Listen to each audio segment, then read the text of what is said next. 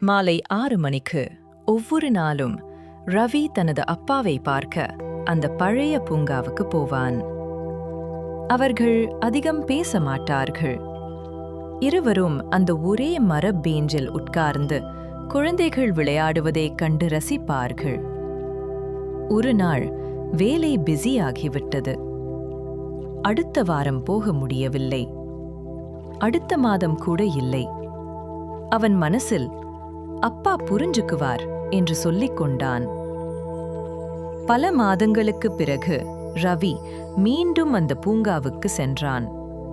Bench அங்கேயே இருந்தது. ஆனால் அப்பா இல்லை என்று மனசு சொல்லிவிட்டது. பெஞ்சின் மீது ஒரு சிறிய காகிதம், அதன் கீழ் ஒரு பூ. அதில் எழுதப்பட்டிருந்தது, "நீ பெரியவனாகிட்ட, ஆனா நான் காத்திருக்கிற அப்பாதான்." ரவி மெதுவாக உட்கார்ந்தான். அந்த மாலை சூரியன் இன்னும் அதே மாதிரி இருந்தான். ஆனால் பக்கத்திலிருந்த அன்பின் வெப்பம் இல்லாமலிருந்தது. அந்த நாள் முதல் ரவி தினமும் அந்த பெஞ்சில் மீண்டும் உட்கார்ந்தான். பார்க்க அல்ல, நினைக்கத்தான்.